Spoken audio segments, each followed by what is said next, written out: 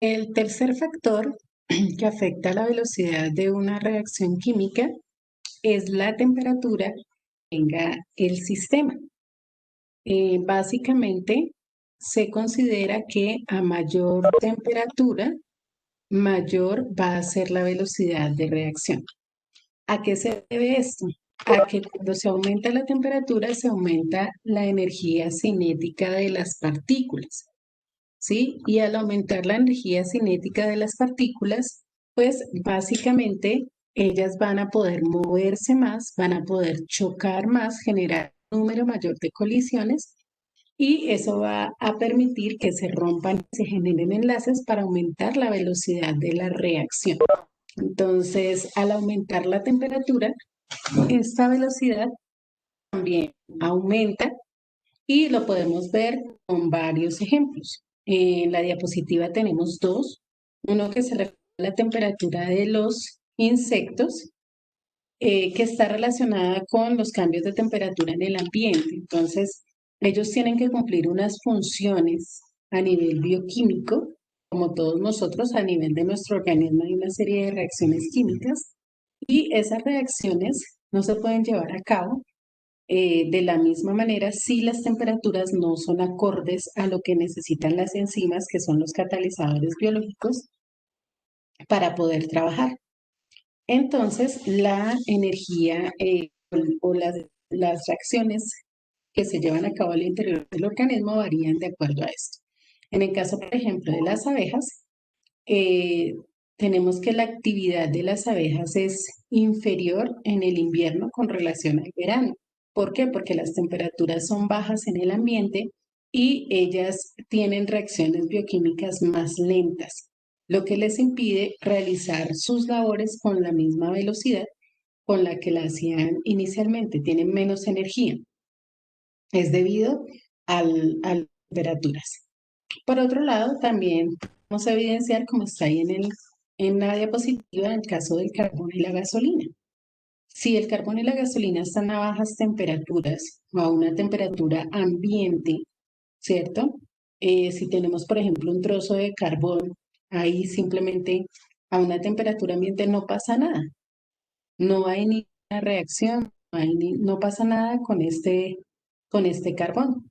Pero si por el contrario aumentamos la temperatura, entonces ese carbón y esa gasolina van a cumplir su función de combustibles y van a producir, en este caso, pues la combustión. Bueno, entonces esos son algunos ejemplos de lo que pasa con la temperatura. Tenemos otros ejemplos de la cotidianidad. Por ejemplo, las frutas y las verduras se descomponen mucho más rápido en climas calientes que en climas fríos. Entonces, podemos ver, por ejemplo, en los árboles que son frutales, que si están en un clima caliente, esas velocidades de descomposición aumentan y por lo tanto se dañan más rápido. Lo mismo sucede con los compuestos cárnicos, el proceso de putrefacción. Entonces, podemos ver que en el caso, por ejemplo, de la carne, si se deja un trozo de carne fuera de la nevera unas horas, aquí en Bogotá, pues muy posiblemente sí avance el proceso de putrefacción, pero sea muy, muy lento, ¿sí? De hecho, pues usted la alcanzaría a consumir y no pasaría absolutamente nada. Pero si usted deja ese mismo trozo de carne unas 4 o 5 horas en un clima como el de Cartagena, como el de Santa Marta, pues muy seguramente ya al cabo de ese tiempo esté verde debido a los procesos y a las reacciones de putrefacción.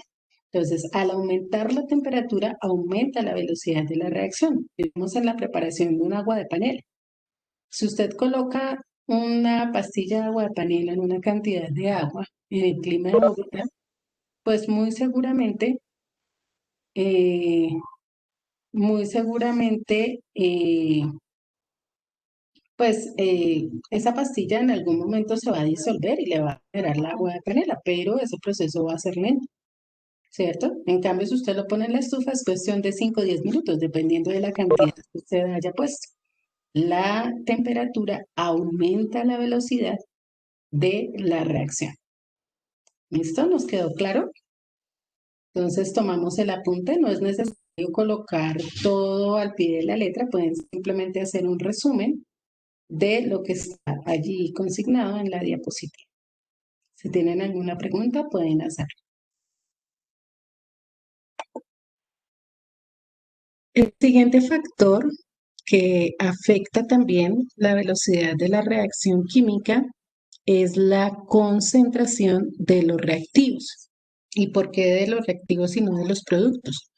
Porque dependiendo de los reactivos es que logramos llegar a tener productos, ¿cierto? Entonces, en este caso, los reactivos deben tener la concentración adecuada para que se puedan formar los productos correspondientes. ¿Qué sucede cuando hay mayor concentración? Vamos a tener más cantidad de partículas y al tener más partículas, más moléculas en un mismo espacio, la frecuencia con la que choquen esas moléculas va a ser mayor y eso hace que se pueda generar una mayor cantidad de producto. Aquí tenemos un ejemplo gráfico donde podemos ver que en el primer recipiente hay concentraciones mínimas o muy pequeñas. Entonces, aquí los que aparecen con estrellitas son como los productos que se alcanzan a formar.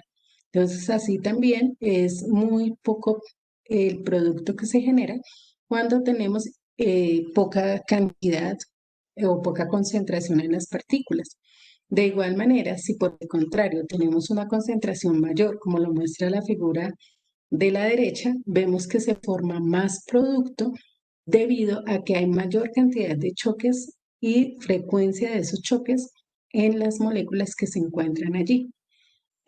Uno de los ejemplos que se nos plantea es con respecto a un fósforo, ¿cierto? Si tenemos un fósforo o una astilla de madera, un fósforo de madera en este caso, vamos a tener en presencia del aire el 20% de oxígeno. Eso es lo que dice o lo que se establece para la composición del aire. El aire solamente tiene 20% de oxígeno.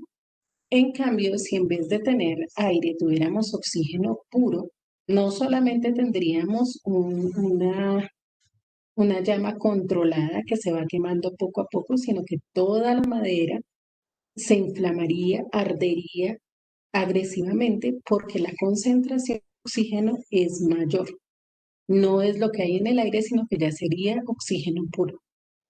Entonces, asimismo sucede con todas las sustancias. Cuando aumentamos su concentración, es decir, tenemos mayor relación de soluto y solvente, pues obviamente vamos a tener reacciones mucho más rápidas, ¿sí? En eso influye la concentración.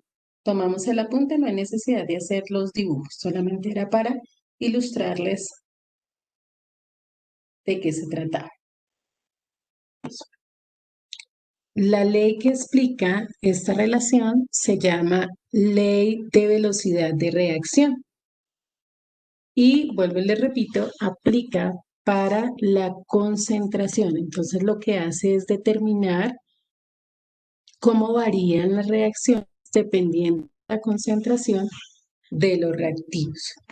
Entonces nos cuenta cómo es el proceso desde que empieza la reacción hasta que ésta termina. Es decir, desde que se unen los reactivos hasta que llegamos a formar los productos.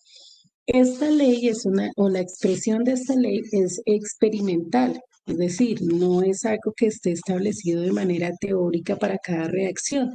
¿Por qué razón? Porque las reacciones son diferentes. Se desarrollan en tiempos y velocidades diferentes según esa reacción, esa concentración que tengan las sustancias. Por esa razón, no es una fórmula establecida, sino que es experimental y propia de cada reacción. Aquí tenemos entonces una reacción donde las letras minúsculas corresponden a los coeficientes estequiométricos, es decir, los números que me van a balancear la ecuación, y las letras mayúsculas corresponden a los compuestos o elementos, sustancias que van a reaccionar y que van a ser convertidas en productos. Entonces, la ley de velocidad siempre está dada por una V, que significa velocidad, igual a la constante, una constante de proporcionalidad, multiplicada por la concentración de los reactivos elevadas a un exponente. Este es corchete cuadrado significa concentración. Entonces, concentración de A a la M, concentración de B a la N, ¿sí? Eso es lo que llamamos. Y estos exponentes N y M son experimentales. Vuelvo y repito, únicamente trabajan a nivel experimental. Y hay que tener presente que aunque a veces pueda coincidir que sea el mismo número del coeficiente estequiométrico, esa no es la relación. O sea, no es que los exponentes tengan que ver o sean derivados de los compuestos, de los coeficientes estequiométricos. Solamente eh, en este caso son valores que han sido determinados a nivel experimental. Entonces tomamos el apunte y ya miramos cómo se realiza un ejercicio a partir de la ley de velocidad.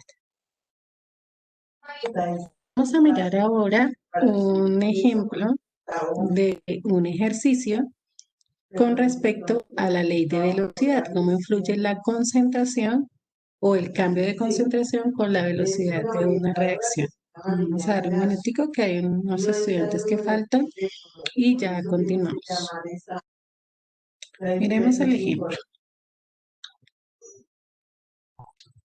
Por favor, primero prestamos atención y después copiamos para que nos quede más fácil la comprensión del ejercicio. Dice, considere la descomposición del dióxido de nitrógeno. Tenemos NO2, que es el dióxido de nitrógeno. Al descomponerse nos produce monóxido de nitrógeno y oxígeno. La velocidad de reacción para esta reacción es la constante por la concentración del dióxido de nitrógeno al cuadrado. Esa es la ley de velocidad y ya está establecida, ¿sí?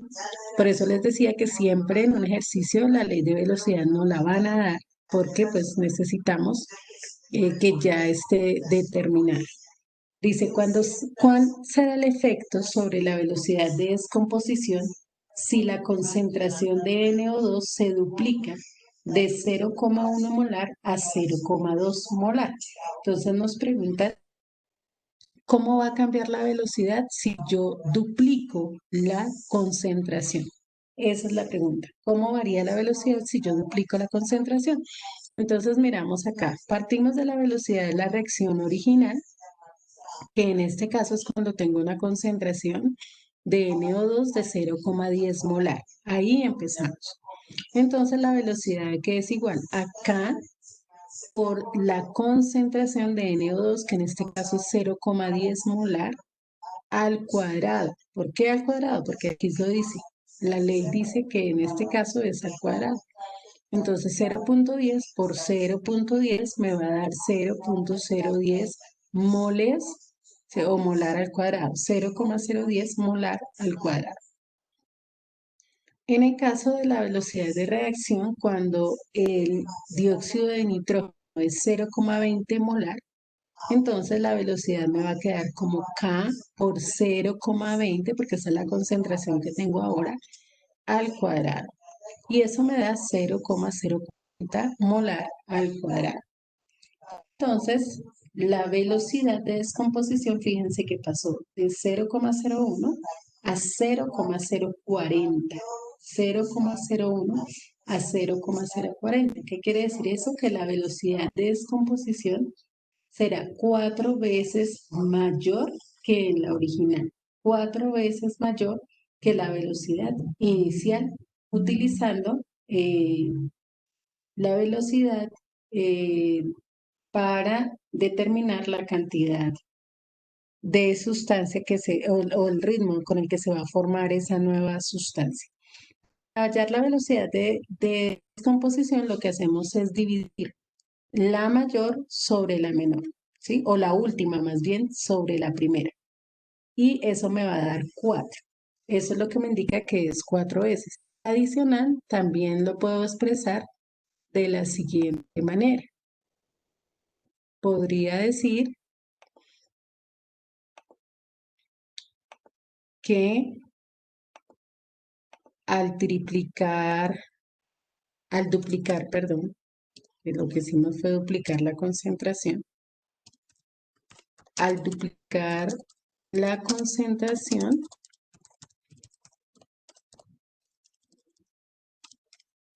se cuadruplica el volumen.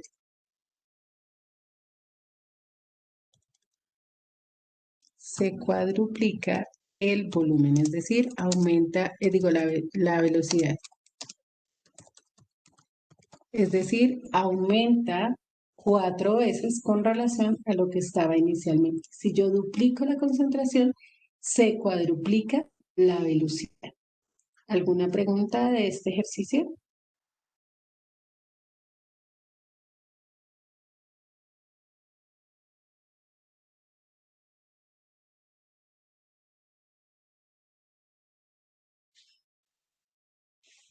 Ok, tomamos el apunte, por favor.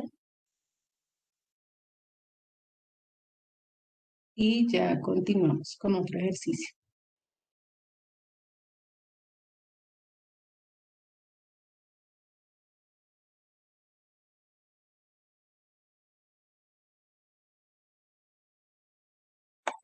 Bueno, vamos a realizar otro ejemplo, pero en este caso, pues vamos a hacer el desarrollo del mismo. No es un ejercicio ya realizado, sino tenemos solamente el enunciado y lo vamos a desarrollar. Entonces dice, considere la descomposición del pentóxido de dinitrógeno eh, y vamos a determinar cuál es el efecto que tiene en la velocidad si triplicamos la concentración, ¿cierto? Si en este caso triplicamos la concentración, ¿qué va a pasar con la velocidad? Entonces, partimos de la velocidad inicial con una concentración de 0, vamos a colocar en el paréntesis 0,010 molar, ¿cierto? Tenemos esta concentración inicialmente. Entonces, la ley de velocidad me dice que la velocidad es igual a K por la concentración inicial que tengo en este momento, que es 0,010 molar. Fíjense que en este caso no hay exponente. Entonces, como no hay exponente, no tengo que multiplicar ni elevar a ningún exponente, simplemente me va a quedar K factor de 0,010 molar. Ahí no hay ningún cambio porque no tengo ningún exponente, ¿sí? No hay exponente. Y hago lo mismo para la velocidad final. La velocidad, bueno, o la velocidad final no, sino la velocidad con una concentración de 0,030 molar. ¿Listo? Mismo, aplico la ley de la velocidad. Entonces la velocidad va a ser igual a K por la concentración, que en este caso es 0,030 mol. Aquí en este caso, bueno, repito, no hacemos nada porque no hay que elevar, no hay ningún exponente, entonces simplemente me va a dar K factor de 0,030 molar. Y ya. ¿Cómo determino la variación de la velocidad? Pues 0,030 dividido en 0,010. Y esto me va a dar en total, bueno, no me deja escribirlo al lado, me va a dar 3. Ese 3 es el factor que por el cual se está multiplicando la velocidad. Es decir, que en este caso, al triplicamos la concentración, al triplicar la concentración,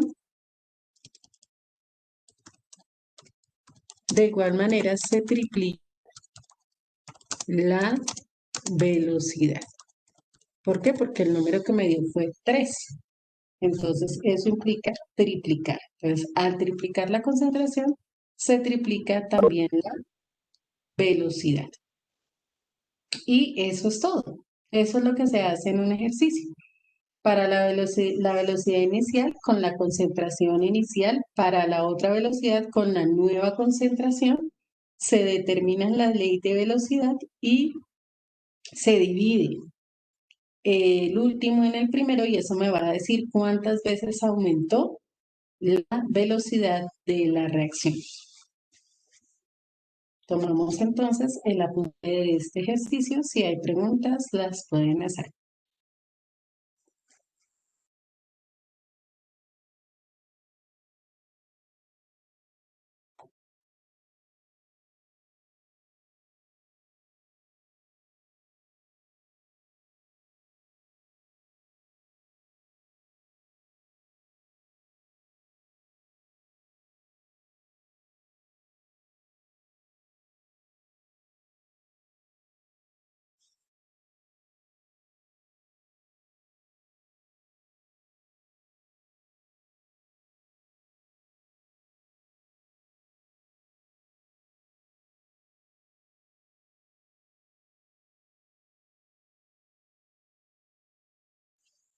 El día viernes vamos a desarrollar algunos ejercicios relacionados con esta temática de velocidad de la ley de la velocidad de una reacción química.